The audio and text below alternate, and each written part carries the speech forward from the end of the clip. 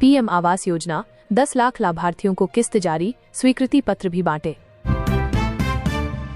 सरकार का बड़ा फैसला, अब आधार, पैन, राशन कार्ड से साबित नहीं होगी नागरिकता, सिर्फ ये 2 दस्तावेज मान्य। पाकिस्तान ने भारत पर मंगलवार को बड़ा हमला बोला है। नहीं, यह सीधा हमला नहीं बल्कि साइबर हमला किया है। पाकिस्तानी हैकरों ने मंगलवार को राजस्थान शिक्षा विभाग की वेबसाइट हैक कर ली।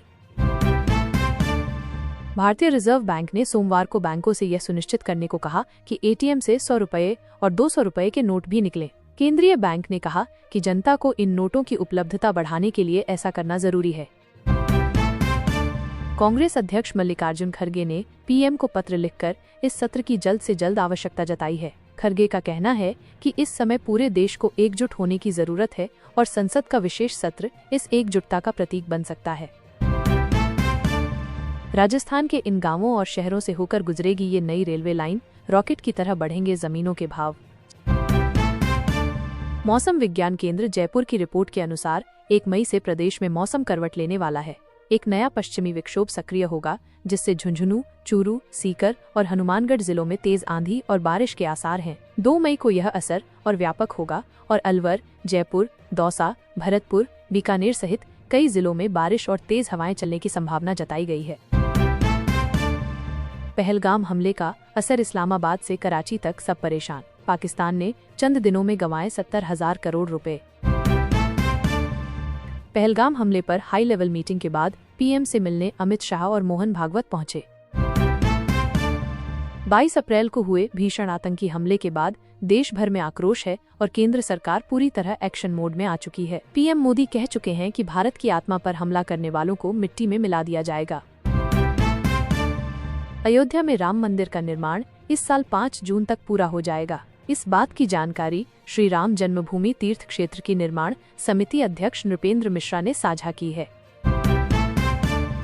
आतंकियों से लड़ते हुए बेटे ने दिया था बलिदान, अब मां को जाना पड़ रहा पाकिस्तान। महबूबा मुफ्ती बोली, सरकार के आदेश से मानवीय चिंताएं पैदा हुई।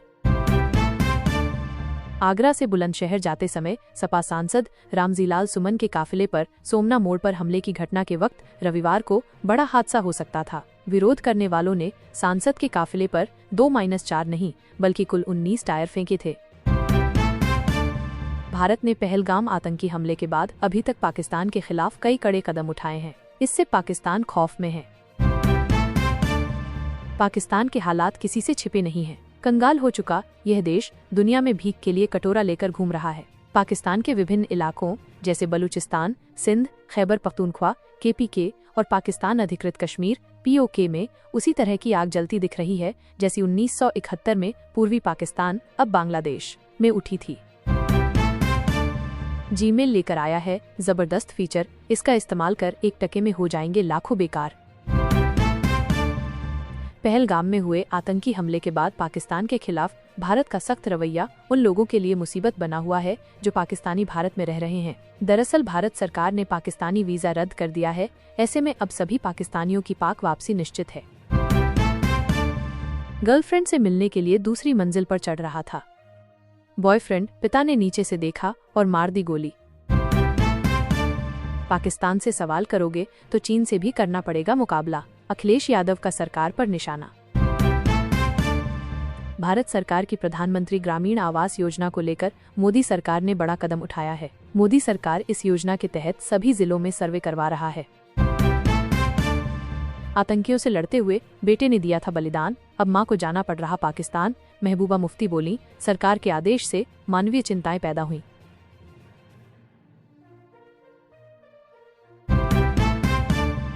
आतंकियों से लड़ते हुए बेटे ने दिया था बलिदान, अब मां को जाना पड़ रहा पाकिस्तान। महबूबा मुफ्ती बोली, सरकार के आदेश से मानवीय चिंताएं पैदा हुई।